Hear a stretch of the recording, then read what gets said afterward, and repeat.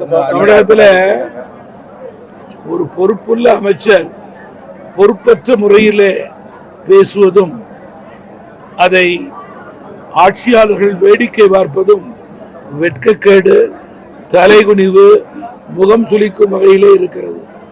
ஆபாச வார்த்தைகள், காதில் கேட்க முடியாத வார்த்தைகள், அவருடைய செய்கைகள் கண்ணால் பார்க்க முடியாத ஒன்று.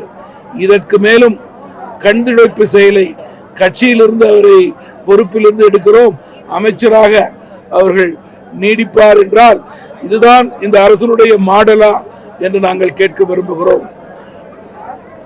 உடனடியாக அவரை அமைச்சர் பதவியிலிருந்து நீக்குவதுதான் அமைச்சரவைக்கு அழகு, நல்லது என்று நான் குறிப்பிட விரும்புகிறேன். விஜயோட கட்சியோட வளர்ச்சி நம்ம எந்த விதமான தாக்கத்தை ஏற்படுத்தும் நினைக்கிறீங்க?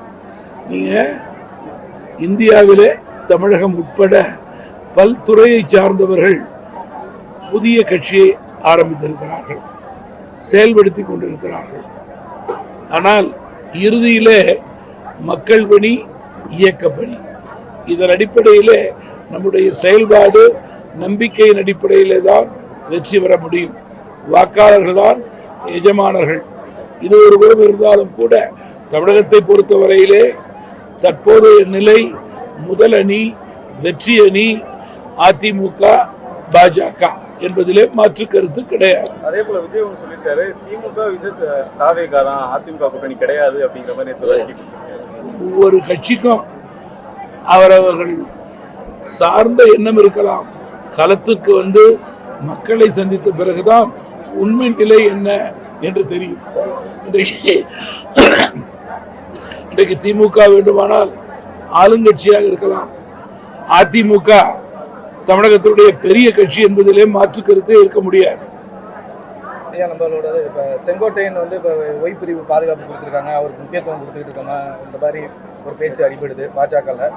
இப்போ அவங்க கட்சியோட மாறினாலும் நீங்கள் நம்ம அதிமுகன்றதுக்கு இது பண்ணுவீங்களா?